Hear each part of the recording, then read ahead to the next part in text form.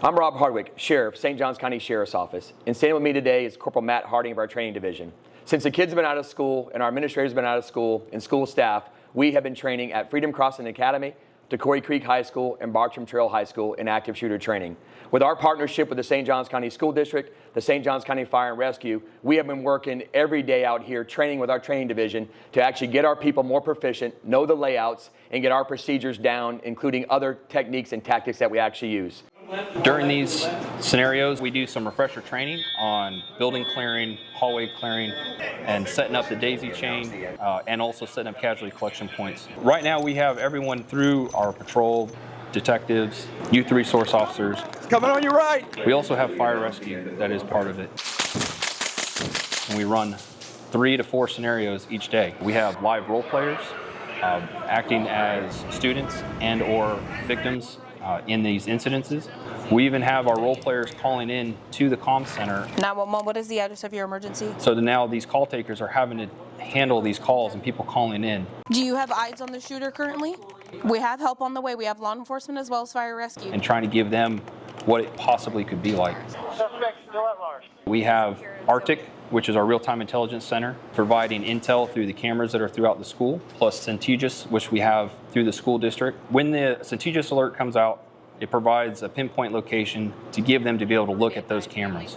As soon as they identify a possible shooter, wounded individuals, or people that are just in need of help, they're putting those things over the radio so responding officers know exactly where to go. We have cameras up showing active shooters, 600 wings, stairwell. As you can imagine, with any of these schools, it's a very large area, and it can take a very long time without that intelligence or having that direction to be able to find the people that need the help or be able to stop the threat. So they are all getting reps and practice and training in actually responding and handling these situations. So, Corp, I got to commend you. Every school you've been at, Freedom Crossing, Decoy Creek, and now Bartram Trail, I've stepped into your live scenarios. At this time, we are announcing a hard lockdown. There's been simulated smoke going off. Of course, there's been the alarms going off.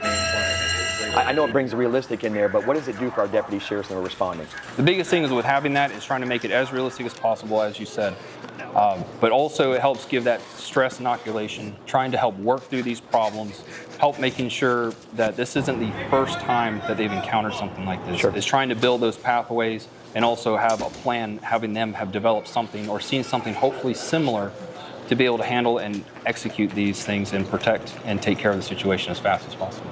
The key to success is, of course, that partnership, training together. And why is it so important that we train together with St. Johns County Fire and Rescue? Well, just like anything, you got to work together, and you have to work through these problems prior to any real incident, of course, occurring. As you know, just as we're trying to simulate all that stress, you're starting to play that game of telephone. It gets very difficult to make sure that we're getting in and helping everybody the way that we need to help them. Sure. So by actually having us practice and working with each other, not just normally for normal calls for service, but in a situation like this that's going to be that hectic, everybody learning and discovering their roles.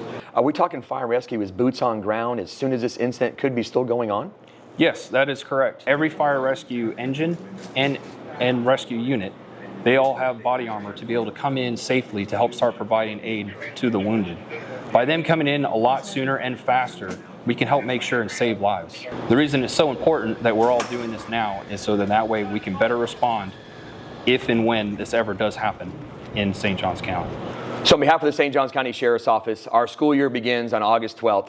It's been a great summer this year as we continue to train and make our job easier as we respond to these schools and know the layouts. And our deputy sheriffs that work the road know exactly what actually they're running into as they respond to these schools. If you see something, say something. This goes for the 6,000 plus administrative staff that work in all of our schools, but it also goes for all of our school children to report something if they see something that looks out of the ordinary. Say something to us so we can actually investigate it. So we appreciate your partnership. Again, we appreciate the relationships that we share with you. We truly get to police in a special place, which is St. Johns County. Thank you.